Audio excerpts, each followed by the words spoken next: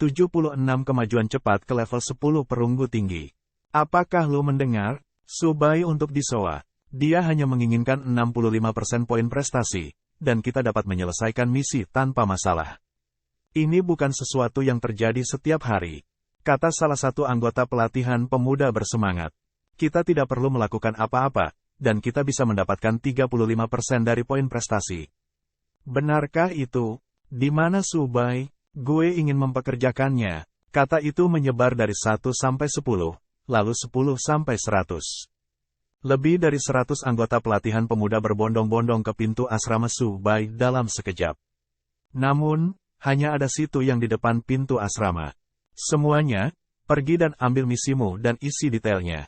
Lu harus menyelesaikannya paling lambat besok. Situ yang sangat sibuk, dan dia terkuras. Tetapi pada saat ini, dia menikmatinya. Karena Subai cukup setia untuk memberi situ yang 5% poin prestasi untuk setiap misi yang diselesaikan Subai. Jumlahnya mungkin tampak kecil, tetapi jauh dari tidak penting jika dijumlahkan. Situ yang sangat gembira saat dia melihat lusinan daftar misi yang ditumpuk di atas meja. Dia bahkan bisa tertawa dalam mimpinya. Sungguh keberuntungan yang luar biasa. Subai benar-benar seorang jenius bisnis. Situ yang berpikir. Selama Subai mengontrak misi yang cukup, dia tidak perlu melakukan perjalanan bolak-balik antara hutan belantara dan kamp pelatihan pemuda. Dia bisa menghabiskan sepanjang hari di luar untuk menyelesaikan semua misi. Ruang binatang Subai juga cukup besar. Setelah semua latihan lari, itu tumbuh hampir 70 meter persegi, cukup besar untuk membawa kembali mayat target. Situ yang bahkan meminjamkan Songbird ke Subai untuk meningkatkan efisiensi. Ini yang terakhir. Situ yang mengumpulkan permintaan perekrutan terakhir dan berkata, maaf, semuanya. Layanan ini dibatasi hingga 100 orang per hari. Jika lu ingin mendaftar, silakan kembali besok. Setelah mendengar itu, anggota pelatihan pemuda yang telah mendaftar diam-diam merasa senang, seolah-olah mereka telah mendapatkan tawaran besar. Mereka yang tidak mendaftar kembali dengan semangat rendah, seolah-olah mereka kehilangan uang. Dalam sekejap mata, itu adalah malam hari.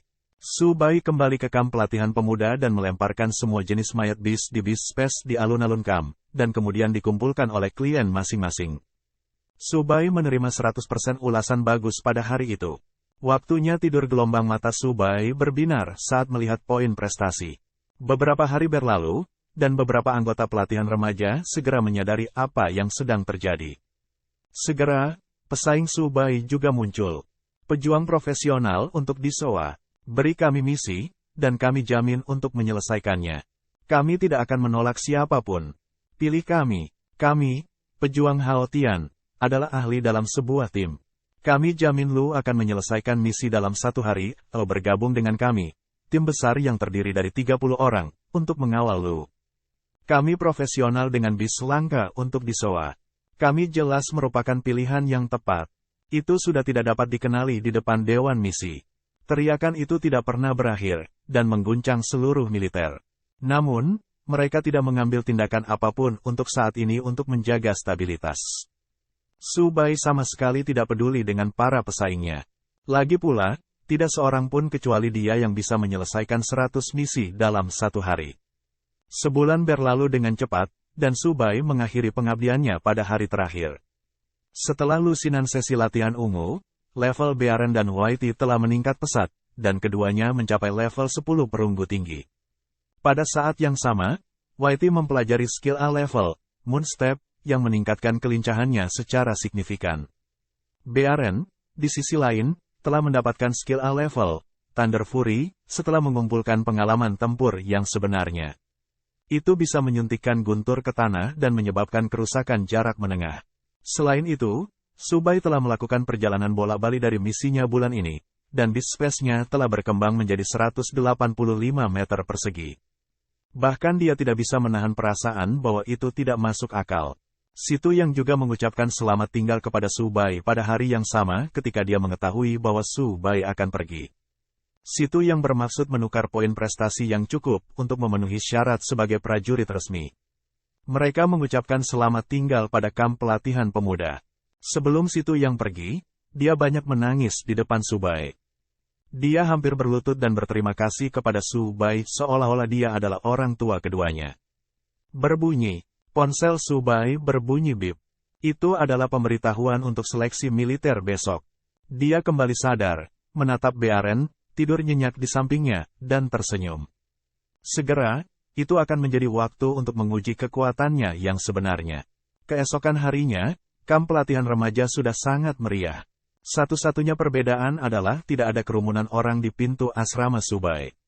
Su Bai berangkat pagi-pagi sekali dan tiba di lokasi pemilihan militer.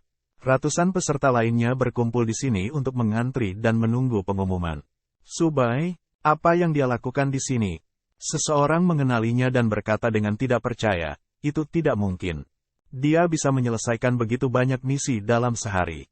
Kenapa dia datang ke tempat seperti ini? Mendengar itu, orang-orang di sekitarnya juga tidak percaya.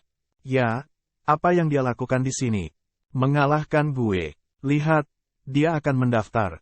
Mata semua orang tertuju pada Su Bai. Namamu, Su Bai, KTP. Setelah anggota staf menerima kartu identitas dan memasukkannya ke dalam mesin, pandangannya berubah dari mati rasa menjadi syok. Dia bahkan menggesek kartu identitasnya lagi untuk mengecek ulang. Staf mengkonfirmasi itu. Su Bai telah menaikkan level bisnya dari perunggu rendah 1 ke perunggu tinggi 10 dalam waktu sebulan. Kecepatan leveling yang berlebihan seperti itu secara langsung telah membuatnya tercengang. Apakah ada masalah? Su Bai bertanya. Tidak ada. Ini kartu identitas dan kartu poinmu. Silakan ambil. Staf menelan ludah dan tidak berani menunda. Setelah staf menyerahkan barang-barang itu kepada Su Bai, dia berkata, pemilihan militer akan segera dimulai. Mohon tunggu sebentar. Terima kasih banyak. Kemudian Su Bai berbalik dan pergi. Dia duduk diam di ruang tunggu. Pada saat yang sama, informasi tersebut secara resmi dimasukkan ke dalam mesin. Itu muncul di layar raksasa di venue. Nama, Su Bai. Level, Bassmaster tingkat perunggu 10 tinggi. Saat info terungkap, adegan itu langsung memanas. Sialan, gue ingat Su Bai baru saja mencapai tingkat perunggu sebulan yang lalu. Aku bisa menjadi saksi. Dia baru saja maju ke Bassmaster tingkat perunggu pada malam dia bertarung dengan Xuan Yuan Haoyu. Belum lama ini, dan dia sudah mencapai level tinggi. Tidak heran dia bisa menyelesaikan 100 misi dalam sehari. Dia mengagumkan, Su Bai, gue penggemar beratmu. Sejujurnya, Su Bai adalah orang yang membantuku mendapatkan poin prestasi untuk berpartisipasi dalam seleksi militer ini. Aku juga, astaga, 13 orang dengan level mid 6 bronze ke atas mengikuti seleksi militer tahun ini. Bisakah kita menang? Su Bai tidak peduli dengan diskusi panas itu. Dia mulai beristirahat dan menunggu seleksi dimulai. 77 zona berbahaya. Setelah menunggu setengah jam, lebih dari 300 orang mengikuti seleksi militer. Ini adalah pertama kalinya dalam 10 tahun terakhir, begitu banyak anggota yang berpartisipasi. Kemudian, seorang pria berseragam militer naik ke podium. Seketika, itu menyebabkan keributan di bawah. Sial, kenapa dia menjadi penguji kepala tahun ini? Siapa ini? Zhao Yue, seorang prajurit peringkat B, dan seorang tokoh terkenal. 6 tahun lalu, dia adalah kepala pemeriksa untuk seleksi militer. Pada akhirnya, kurang dari 10 peserta dari 200 peserta lulus. Sungguh sebuah tragedi. Jika gue tahu, gue akan menggunakan poin prestasi gue untuk menukar sesuatu. Tidak mungkin, kan? Jika gue tahu itu dia, gue tidak akan datang. Itu akan membuang 30.000 poin prestasiku. Orang-orang yang hadir meratap. Mereka telah kehilangan semua harapan untuk pemilihan militer yang akan segera dimulai. Bagaimanapun, Zhao Yue adalah iblis bahkan di antara militer dan bersikap keras terhadap tentaranya. Mereka adalah sekelompok anggota pelatihan pemuda yang bahkan tidak dianggap sebagai tentara resmi. Karena mereka sudah ada di sini, mereka hanya berani mengomel beberapa patah kata. Tapi, mereka tidak berani meminta mundur di depan Devil Head Examiner. Halo, semuanya. Nama gue Zhao Yue, dan gue adalah kepala pemeriksa untuk pemilihan militer ini. Zhao Yue tersenyum saat dia melihat ke kerumunan. Jujur, gue kecewa karena kebanyakan orang di sini kurang dari bintang. Dia memiliki senyum ramah di wajahnya, tetapi kata-kata yang dia ucapkan sama sekali tidak baik. Kebanyakan orang di bawah mendengarnya, dan wajah mereka langsung berubah pucat. Zhao Yue benar. Setiap kali para peserta memiliki kesempatan, mereka akan menggunakan poin prestasi mereka untuk menukar identitas prajurit alih-alih menghadapi persaingan ketat seleksi militer. Selanjutnya, gue akan mengumumkan aturan seleksi militer tahun ini. Durasi seleksi adalah 7 hari. Lu akan memasuki area B1 untuk berburu binatang dan membawa kembali mayat mereka untuk ditukarkan dengan poin. Total ada 50 slot. Lu akan lulus jika lu memiliki lebih dari 500 poin. Begitu dia selesai berbicara, para anggota di bawah panggung terdiam.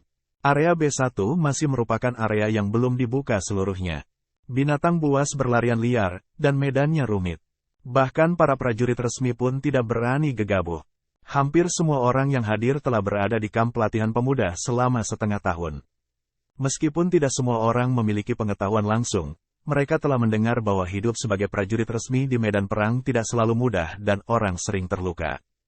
Oleh karena itu, mereka tidak pernah menyangka bahwa pemilihan militer tahun ini akan mengharuskan mereka memasuki area B1 yang berbahaya. Pemeriksa itu pasti gila. Sekarang, semua orang menjadi gila. Namun, sebelum mereka benar-benar menjadi gila, berita besar berikut menghantam mereka dengan keras. Tahun ini akan berbeda dengan tahun-tahun sebelumnya.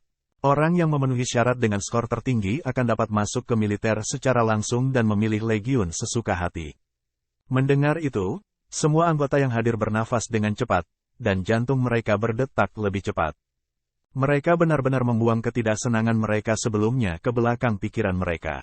Ada legiun? Jangan bilang kita bisa langsung masuk legiun pertama. Aku bermimpi memasuki legiun pertama. Astaga, bisakah seseorang menamparku? Gue tidak sedang bermimpi, kan? Jika seseorang bertanya prajurit mana yang paling diinginkan di militer, legiun pertama, Serigala Welkin, pasti akan menjadi satu-satunya. Itu adalah legiun terbesar di Los Monstaria dan memiliki ahli Beastmaster yang tak terhitung jumlahnya. Pada saat yang sama, itu adalah kekuatan utama militer. Pekerjaan legiun pertama tidak diragukan lagi penting dalam memperluas wilayah dan mencapai tujuan. Serigala Welkin telah menghasilkan ahli Beastmaster yang tak terhitung jumlahnya, dan kekuatan legiun mereka jauh di depan 10 legiun besar. Tidak ada yang bisa menolak untuk bergabung dengan legiun Welkin Wolves. Pada saat yang sama, keuntungannya jauh lebih baik daripada legiun lainnya. Belum lagi perawatannya. Hadiah untuk tempat pertama seperti bom yang membuat semua orang pusing. Namun, beberapa orang dengan cepat sadar kembali. Tempat pertama memang menggoda, tapi sayangnya, jika gue mampu, gue tidak akan berada di sini. Memang, ku dengar anggota legiun pertama, Serigala Welkin, bukanlah orang biasa. Hehe, jangan pikirkan itu dan fokus pada bagaimana lulus ujian. Tekanan untuk berada di 50 besar dari 300 sangat besar. Hal yang paling berbahaya di area B1 bukanlah binatang buas. Tidak hanya ada tentara aktif di sana, tapi ada juga tentara bayaran. Kata seseorang dengan ekspresi rumit. Pada saat itu, wajah orang yang mendengarnya langsung berubah. Tentara bayaran berbeda dari tentara karena mereka adalah orang bebas. Mereka melayang di antara yang teratur dan yang tidak teratur. Ada berbagai macam orang dengan sifat yang berbeda. Kamp pelatihan pemuda sering menerima berita tentang pertempuran antara tentara dan tentara bayaran. Untuk sesaat, adegan itu sunyi senyap. Jelas, semua orang sudah terbangun dari mimpi mereka. Subai juga pernah mendengar tentang area B1. Tentara bayaran yang bisa datang ke sini dan makan daging utuh bersama para prajurit tidak diragukan lagi adalah orang-orang kejam yang menjilat darah di ujung pedang mereka. Beastmaster biasa tidak akan pernah berani memprovokasi mereka. Biarkan pemilihan militer dimulai. Suara keras Zhao Yue terdengar lagi. Gue berharap semua orang beruntung. Setelah dia selesai berbicara, dia melangkah pergi. Dia meninggalkan sekelompok orang yang saling memandang, tidak tahu harus berbuat apa. Sudah waktunya untuk bergerak. Subai melihat kartu di tangannya. Namun, sebelum dia bisa mengambil beberapa langkah ke pintu masuk utama, sekelompok orang tiba-tiba menghalangi jalannya. Subai, tolong tunggu. Seorang pria muda dengan pakaian olahraga berkata sambil tersenyum. Nama gue Sun Qi. Gue juga peserta dalam seleksi tahun ini. Apapun, tentu saja. Nada bicara Sun Qi tetap santai saat dia berkata, kami tidak mengira seleksi tahun ini akan begitu sulit, jadi kami harus saling menjaga. Gue ingin tahu apakah lu memiliki rencana untuk membentuk tim. Mendengar itu, Subai teringat nama Sun Qi. Layar raksasa menunjukkan Sun Qi juga merupakan Beastmaster tingkat 10 perunggu tinggi. Selain Subai, hanya ada 2 anggota dengan level 10 perunggu tinggi. Biasanya, Beastmaster tingkat tinggi tidak bisa muncul dalam seleksi militer. Kebanyakan dari mereka berada di sekitar tingkat perunggu bawah 3 atau pertengahan 4. Mereka seperti orang yang tidak bisa menjadi yang teratas tetapi tidak seburuk itu. Subai adalah pengecualian, tapi Sun Qi tidak. Meskipun level dan kekuatan Sun Qi tinggi, dia tetap tinggal di kamp pelatihan pemuda dan berusaha terus meningkatkan dirinya selama setengah tahun. Akibatnya, dia tidak dapat mengumpulkan poin prestasi. Apalagi bagi orang seperti itu, tidak masalah baginya untuk mengikuti seleksi militer. Dia seharusnya memanfaatkan sepenuhnya poin prestasi. Maaf, gue tidak tertarik, kata Subai. Membentuk tim mungkin nyaman, tapi masalahnya adalah menjadi pemenang. Itu akan sulit. Memang, setelah mendengar ini, Sun Qi berkata terus terang. Meskipun peserta tahun ini banyak, hanya sedikit yang bisa dibandingkan dengan kami berdua. Masuk akal bagimu untuk menolakku. Sun Qi sama sekali tidak mencoba menutup-nutupi kata-katanya. Meski para peserta di sekitarnya tidak puas, mereka tidak berani berdiri dan membantahnya. Karena lu juga berniat bertarung untuk tempat pertama, tolong maafkan gue. Selamat tinggal. Setelah Sun Qi selesai berbicara, dia berbalik dan pergi. Meskipun Sun Qi sopan, nada arogansinya bisa terlihat jelas. Sungguh orang yang menarik. Subai juga memulai perjalanannya. Dia meninggalkan gerbang militer dan langsung pergi ke lokasi misi, area B1. 78 Peraturan Area B1. Anggota pembinaan pemuda dilarang keras memasuki area B1 tanpa izin. Subai menjadi sangat akrab dengan area misi yang mengelilingi kamp pelatihan pemuda dalam sebulan. Tetap saja, begitu dia keluar dari tanah itu, semuanya menjadi aneh lagi. Ada binatang yang belum pernah dia lihat sebelumnya, dan ada juga tumbuh-tumbuhan yang aneh. Di alam liar, ada banyak tempat di mana binatang buas yang kuat tinggal. Di tempat seperti pangkalan militer, bis dengan tingkat ancaman yang lebih tinggi telah dilenyapkan, hanya menyisakan yang lebih lemah yang tidak bisa dibersihkan secara menyeluruh. Dan karena itu, tidak akan ada lebih sedikit penemuan dan keuntungan. Area B1 adalah kebalikannya. Itu adalah wilayah yang belum sepenuhnya diperluas dan memiliki kematian dan peluang tanpa akhir. Akibatnya, adalah hal biasa untuk melihat sosok selain tentara, seperti tentara bayaran dan petualang. Orang menyewa tentara bayaran karena mereka dibayar untuk menghilangkan ancaman. Para petualang, di sisi lain, adalah organisasi yang sepenuhnya otonom. Subai mengamati sekeliling dan tidak akan memberitahu binatang itu ketika dia menemukannya. Setelah memastikan dia tidak dalam bahaya, dia menghindari pertarungan dan melanjutkan ke area B1. Selain itu, ia juga mendapat peta area B1. Area yang ditandai dengan tengkorak merah berbahaya, dan area hijau aman. Namun, ada prompt yang lebih mencolok di bagian bawah peta. Peta ini hanya untuk referensi. Segera, Subai melintasi gunung sendirian dan melihat wilayah luas area B1. Tanah itu panjangnya puluhan kilometer, dan medannya terjal dan rumit. Setelah Subai beristirahat, dia segera memasuki area B1. Hal pertama yang dia temukan bukanlah binatang tetapi tanda-tanda manusia lain. Api unggun yang baru saja dipadamkan dan botol serta kaleng sampah dibuang ke tanah. Ini bukan dari militer. Subai melihat sekali dan memutuskan bahwa mereka adalah tentara bayaran atau petualang. Militer, termasuk anggota pelatihan pemuda, hanya bisa membawa makanan kaleng yang dibuat khusus, sehingga mereka bisa mengenalinya secara sekilas. Tidak hanya ada bis tingkat tinggi yang bersembunyi di sini, tapi ada juga orang lain yang bersembunyi di kegelapan. Saat Subai hendak masuk lebih dalam, 2 tentara tiba-tiba melompat dari pohon. Tunjukkan kartu identitasmu. Mata dingin prajurit Parubaya terkemuka jatuh pada Subai, membuatnya menggigil. Pada jarak sedekat itu, dia bisa bersembunyi dengan sangat baik. Bagaimana jika mereka bukan dari militer? Jika itu orang lain dengan permusuhan, itu akan menjadi serangan mendadak. Pikir Subai. Subai menarik napas dalam-dalam untuk menenangkan dirinya. Dia menyadari bahaya pemilihan militer, dan itu tidak bisa diremehkan. Nak, lu di sini untuk berpartisipasi dalam pemilihan militer, kan? Prajurit gemuk lainnya tidak sedingin dia. Sebaliknya, dia mendatangi Subai dan berkata dengan antusias, "Jangan gugup. Kami hanya melakukan pemeriksaan rutin. Setelah memverifikasi identitas lu dapat masuk." Berbunyi, Subai menyerahkan kartu identitasnya, dan kemudian terdengar suara kartu meluncur di atas mesin portabel. "Oh, seorang pemula level 10 perunggu tinggi." Prajurit gemuk itu terkekeh dan berkata, "Lu sudah sangat kuat. Mengapa lu masih ingin mengikuti seleksi militer? Bukankah lebih baik bergabung dengan militer secara langsung? Jangan bicara omong kosong, dan mari kita mulai bisnis," kata tentara lain, yang dingin dan acuh tak acuh. "Baiklah," prajurit gemuk itu dengan cepat berkata kepada Subai. "Setiap orang yang masuk B1 harus mengikuti aturan B1.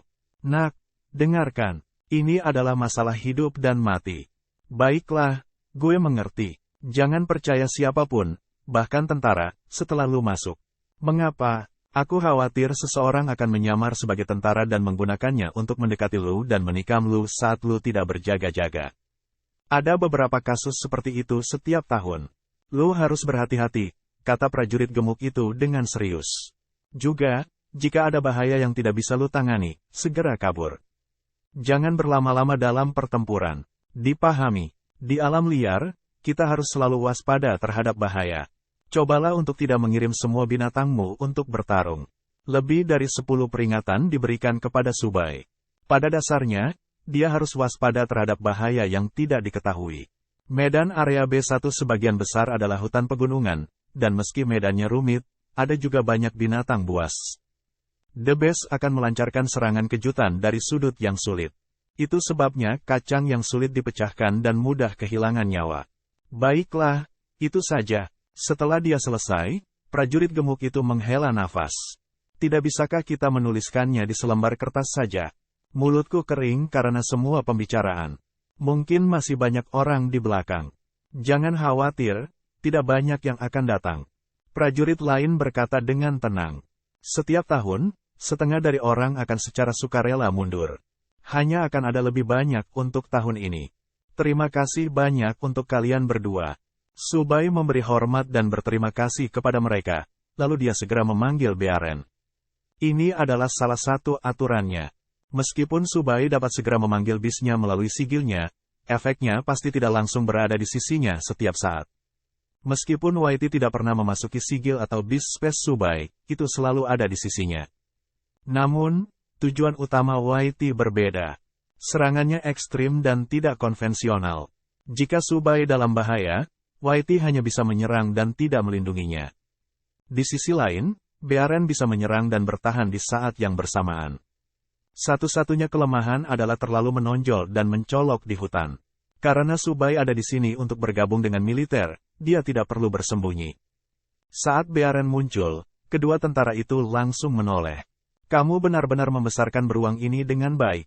Lihatlah bulunya yang mengkilap," kata prajurit gemuk itu dengan iri. "Lu pasti menghabiskan banyak tenaga dan uang." "Bagus sekali." Prajurit dingin itu juga memuji. Kemudian Subai mengucapkan selamat tinggal kepada kedua prajurit itu, dan secara resmi melangkah ke area B1. Dia sudah memikirkannya sebelum dia datang. Pertama, dia menjelajahi area yang ditandai dengan warna hijau di peta, lalu area yang ditandai dengan warna kuning. Area dengan warna merah terlalu berbahaya bahkan untuk seorang prajurit. Subai tidak akan membiarkan dirinya dalam bahaya. Setelah sebulan menjalani pelatihan pengganti, kekuatan fisik Subai meningkat secara signifikan. Dia dapat dengan mudah berlari lebih dari 10 mil dan bahkan bersandar di bahu Bearen saat dia lelah. Subai tidak pernah bertarung dengan binatang apapun di sepanjang jalan dan selalu memprioritaskan pengumpulan intelijen. Kecuali jika pihak lain gigih. Segera, Subai menemukan semua target. Dia merangkum informasi dan menemukan tempat yang paling cocok untuk memulai. Ada sebuah danau di hutan, dan seekor binatang bernama Waterhim tinggal di sana.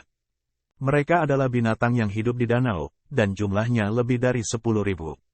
Setiap siang saat matahari bersinar paling terang, simpanse air akan keluar dari air dan berbaring di pantai untuk berjemur di bawah sinar matahari, yang merupakan saat yang tepat bagi Bearen Subai untuk menyerang. Pada saat yang sama, dia melihat panel virtual Waterhim. Dia menemukan bahwa simpanse air dewasa berada di antara tingkat upper 7 hingga upper 9 bronze. Ada sangat sedikit dari mereka yang berada di level 10 perunggu tinggi. Setelah pemeriksaan, Subai mengeluarkan Whitey dari saku dadanya dan berbisik padanya, pergi dan provokasi Waterhymn terdekat. Waterhymn dewasa tingginya 1,5 meter dan sering bergerak berkelompok. Ketika tidak ada bahaya, mereka akan dibagi menjadi tim-tim kecil, persis seperti yang diinginkan Subai. 79 serangan kejutan, petir. Setelah menerima pesanan, Whitey perlahan mendekati pantai. Matahari bersinar terang, dan keenam simpanse air berbaring di tanah, menikmati matahari. Simpanse air yang galak jelas merasa nyaman di wilayahnya dan tidak melakukan kewaspadaan apapun. Keenam simpanse air semuanya dewasa dengan jari panjang dan kuku setajam silet. Whitey perlahan mendekati salah satu simpanse air. Itu tidak langsung menyerang. Sebaliknya, ia melompat ke dahi Waterhymn. Oh, Waterhymn awalnya waspada, tetapi bingung ketika menyadari bahwa Whitey tidak menyerangnya.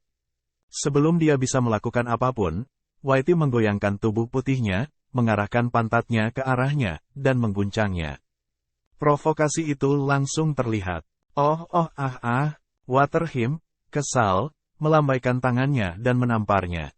Tapi Whitey menghindarinya dengan gesit dan mulai berlari ke arah yang telah disiapkan Subai. Ketika Waterhymn melihat itu, dia melompat dan mengejar Whitey.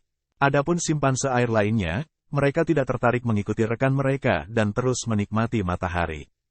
Itu di sini, pikir Subai. Taktiknya berjalan lancar, dan Waterhymn yang gesit mengikuti di belakang Whitey. "Baren, bersiaplah." Begitu Subai mengatakan itu, sambaran petir melintas di tubuh Baren, penuh dengan kekuatan yang hebat. Target hendak memasuki hutan. Namun, sebelum Waterhymn masuk sepenuhnya, ia tiba-tiba berhenti, dan matanya menjadi tajam. "Apakah gue ketahuan?" Subai merenung. Subai tidak punya waktu untuk berpikir, dia siap menyerang kapan saja. Segera setelah simpanse air menunjukkan tanda-tanda mundur, Subai segera mengatur agar Whitey mengambil tindakan dan membunuh simpanse air secara diam-diam. Subai sudah mempertimbangkan karakteristik dari Waterhymn sebelum dia mulai. Simpanse air sangat mudah tersinggung dan memiliki kecerdasan yang sebanding dengan anak manusia berusia 6 tahun. The Waterhymn, di sisi lain, jauh dari tak berdaya. Bagaimana lagi mereka bisa menduduki wilayah di area berbahaya B1? Pada saat itu, mata Waterhymn menyapu hutan beberapa kali sebelum mulai bergerak ke dalam hutan. Baren, atas perintah Subai, Baren tiba-tiba melompat dan menamparkan kepala Waterhymn dengan cakarnya yang tebal seperti angin kencang. Perbedaan ukuran antara beruang dan monyet sangat besar. Simpanse air yang ganas bahkan tidak sempat berteriak sebelum menyerah pada luka-lukanya. Berbunyi, Baren telah membunuh Waterhymn tingkat perunggu atas dan memperoleh 330 poin pengalaman.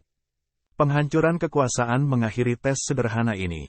Subai naik untuk memeriksa mayat itu dan memastikan tebakannya. Kulit Waterhymn lebih keras daripada kulit binatang biasa. Ada sesuatu seperti kristal yang tertanam di permukaan tubuhnya. Subai mengeluarkan sepotong kecil dan mencoba menghancurkannya. Tapi kristal itu tidak rusak. Setelah itu, dia membiarkan Whitey mencoba menyerangnya lagi, tapi butuh 2 serangan lagi untuk mematahkannya. Ia memiliki tingkat pertahanan tertentu terhadap benda tajam. Subai akhirnya mengerti. Itu adalah keputusan yang tepat untuk membiarkan Baren membunuh simpanse air. Jika Whitey tidak membunuh simpanse air dengan serangan pertamanya, ia harus menyerang lagi. Namun, Waterhymn tidak bodoh. Itu pasti akan mengeluarkan suara untuk menarik perhatian teman-temannya. Setelah upaya hati-hati awal, Subai segera mulai bertindak. Dia membiarkan Baren memasuki pantai secara terbuka. 6 simpanse air segera memperhatikan Baren dan berdiri bersama, mengayunkan cakar tajam mereka. Mengaum. Dengan raungan, elemen guntur yang keras mengelilingi tubuh Baren, membentuk sebuah baju besi. Keenam Waterhymn menyerbu ke depan tanpa ragu-ragu. Cakar tajam mereka mendarat di baju besi dan meninggalkan luka. Kekuatan serangan Waterhymn sangat mencengangkan. Untungnya, serangan Waterhymn tidak sepenuhnya menembus, dan tubuh Baren tidak mengalami kerusakan yang berarti. Simpanse air menyerbu ke depan. Di permukaan, mereka tampaknya memiliki keunggulan dalam jumlah, tetapi Baren tidak lemah. Baren, gunakan Thunder Fury. Mengaum, elemen guntur yang awalnya tidak stabil sekarang menjadi lebih ganas. Mereka berkumpul di telapak tangan Bearen dan langsung menembus tanah, menyebar hingga radius 20 meter. Bes, bes, bes, simpanse air yang berada dalam jangkauan merasakan rasa sakit yang menusuk di seluruh tubuh mereka. Pada saat yang sama, mereka juga dilumpuhkan oleh elemen guntur. Sekarang, teriak Su Bai. Bearen tidak ragu-ragu dan mendaratkan telapak tangannya di salah satu simpanse air. Darah berceceran di mana-mana, dan Waterhimp mati di tempat. Ini adalah penindasan kekuasaan. Serangan menghujani satu demi satu, membunuh keempat simpanse air secara instan. Dua yang tersisa berhasil membebaskan diri dari kelumpuhan guntur. Mata mereka benar-benar merah darah saat mereka meluncurkan serangan yang hampir gila ke arah Bearen. Namun, setelah kehilangan keunggulannya, simpanse air yang ganas tidak memiliki ruang untuk berjuang. Satu demi satu, mereka jatuh di kaki Bearen. Berbunyi, Bearen telah membunuh Waterhimp tingkat perunggu atas dan memperoleh 330 poin pengalaman. Berbunyi, Bearen telah membunuh Waterhimp tingkat perunggu atas dan memperoleh 330 poin pengalaman. Ini adalah pertama kalinya Su Bai bertarung di area B1, begitu banyak batasan yang ada. Untungnya, semuanya berjalan lancar. Binatang di area B1 tidak sesederhana sebelumnya. Serangan mereka lebih tajam, dan pada saat yang sama, mereka memiliki karakteristik yang unik. Jika seseorang meluncurkan serangan dengan gegabah tanpa kecerdasan apapun, ada kemungkinan seseorang akan gagal kapan saja. Jika Beastmaster tingkat perunggu biasa menghadapi simpanse air sendirian, dia akan dirugikan dalam hal jumlah. Bahkan jika dia memiliki kekuatan untuk menahannya untuk sementara waktu, dia pasti berada dalam posisi yang sulit. Dalam kasus terburuk, dia bahkan mungkin kehilangan nyawanya. Su Bai membiarkan Bearen beristirahat di sigilnya dan terus mencari sasarannya di sepanjang pantai. Target utamanya adalah sekelompok kurang dari 10 simpanse air yang dapat membantu Bearen mengakhiri pertempuran dengan cepat. Bearen mengalami beberapa luka lagi di tubuhnya pada suatu sore, tetapi prestasinya luar biasa. Itu telah membunuh sekitar 40 hingga 50 Waterhimp, yang dapat ditukar dengan banyak poin. Sebagian besar waktu hari ini dihabiskan untuk kepanduan. Saat senja, matahari berangsur-angsur terbenam di barat. Simpanse air sudah meninggalkan pantai dan kembali ke air untuk berburu. Su Bai siap untuk kembali dan tidak bermalam di area B1. Salah satu peraturan menyatakan bahwa tentara pun tidak boleh keluar malam kecuali ada misi. Apalagi Su Bai hanyalah peserta seleksi militer. Su Bai mengembalikan Bearen ke sigilnya, meletakkan belati biskor di pinggangnya, dan siap untuk pergi. Namun ketika hendak melangkah di jalur semula, ia merasa ada yang tidak beres dan berhenti.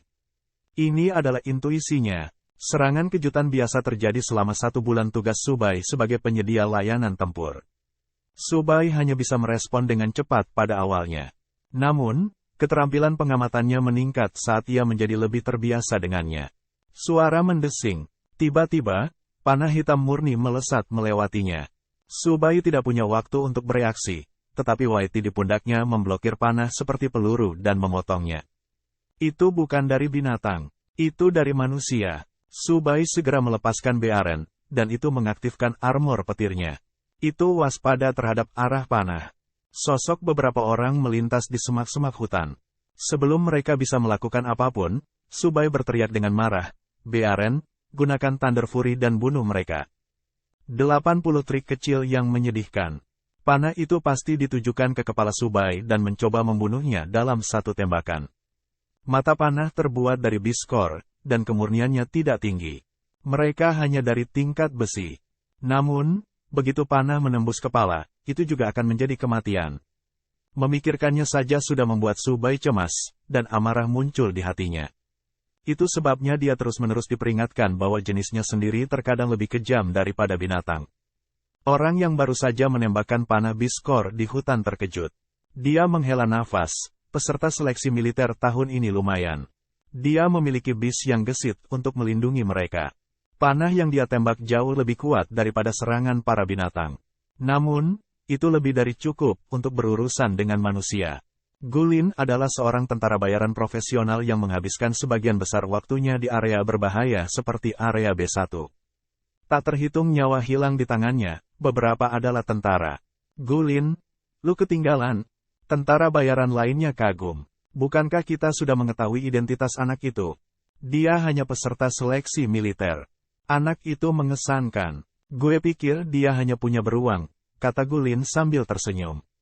Ternyata dia masih punya trik di lengan bajunya. Meskipun Gulin telah memberitahu musuh dan serangan diam-diam tidak berhasil, dia masih tidak takut. Lagi pula, Su Bai bahkan bukan seorang prajurit resmi dan tidak memiliki teman. Selain itu, pembunuhan dan perampokan terjadi setiap hari. Pada saat itu, mereka bertekad untuk mengambil keuntungan Su Bai hari ini. Mereka hanya menemukan jejak Su Bai di tengah jalan dan mengetahui level Bearen. Mereka menebak bahwa itu berada di level mid bronze. Bearen harus bisa menahan simpanse air. Namun, salah satu ciri Bearen adalah kekuatannya yang luar biasa. Kebetulan simpanse air paling takut pada kerusakan fisik murni. Oleh karena itu, Gulin yakin bahwa level Bearen tidak tinggi. Ayolah, dia hanya peserta dan anak nakal manja. Terlihat bagus tapi tidak berguna, kata pria itu dengan jijik. Tidak peduli betapa tidak bergunanya dia masih seorang Beastmaster tingkat perunggu. Kamu berbicara seolah-olah gue tidak. Pria itu sangat marah sehingga dia berkata dengan dingin, jika gue memiliki sumber daya yang cukup, gue pasti sudah lama menembus level perak. Gulin tersenyum tetapi tidak mengatakan apa-apa ketika mendengar itu. Tentara bayaran seperti itu. Mereka tampak seperti orang kejam yang dibayar untuk melakukan sesuatu. Namun pada kenyataannya, mereka berada pada tingkat keberadaan terendah di antara para Beastmaster. Bahkan para petualang memiliki asosiasi mereka sendiri. Adapun tentara bayaran, setiap kali mereka menunjukkan wajah mereka akan dibenci oleh semua orang. Itu datang. Pada saat itu, tentara bayaran ketiga mengingatkan, para prajurit sudah cukup sering masuk dan keluar dari tempat ini. Mari kita akhiri pertempuran dengan cepat. My Beast juga merupakan beast tipe kekuatan. Serahkan padaku. Kemudian, dia bergegas keluar dari hutan dengan binatangnya dan bertemu dengan Bearen Su Bai. Jadi lu telah memutuskan untuk mengungkapkan dirimu. Su Bai memandang tentara bayaran di depannya dengan acuh tak acuh. Pada saat yang sama, dia mengamati binatangnya, Drakokok. Tubuh kolosalnya memiliki panjang 3 meter, dan sisik di punggungnya tegak. Deretan gigi tajam yang rapat membuat orang menggigil saat Drakokok membuka mulutnya. Nama, Drakokok. Level, perunggu atas 7. Potensi, perunggu tinggi. Bakat, kekuatan menengah, hebat. Elemen, tidak ada. Sifat, ganas. Keahlian, Detroll, level B. Deterrent, level D. Panah air, level D. Setelah membaca info Drakokok, Su Bai menjadi jelas bahwa itu tidak cukup kuat untuk mengancam Bearen.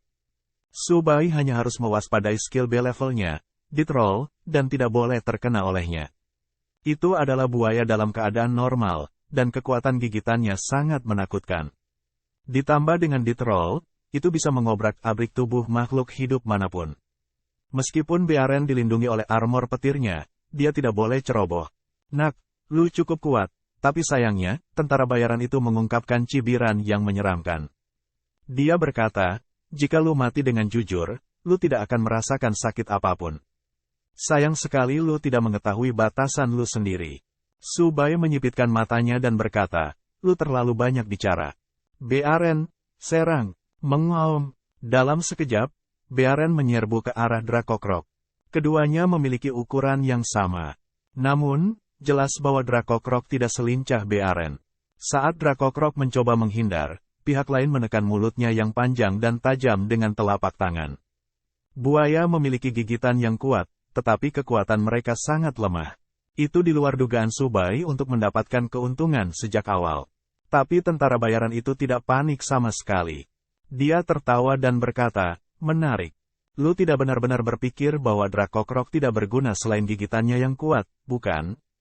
Apalagi, Su Bai mengangkat bahu.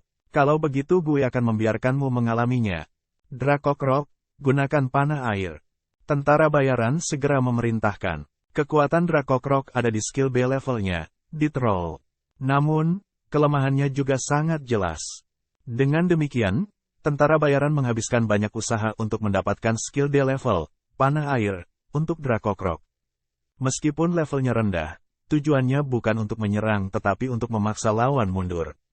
Panah air memadat di udara dan mendarat di tubuh Bearen. Dalam sekejap, itu berubah bentuk dan menjadi lengket seperti lem. Bearen dipukul, dan gerakannya dibatasi. Subai, yang siap menghadapinya, tertegun. Apa? Pada awalnya, gue pikir itu hanya skill D level dan tidak mungkin menjadi kartu truf. Gue pasti salah menilainya. Sepertinya gue telah melebih-lebihkan pihak lain.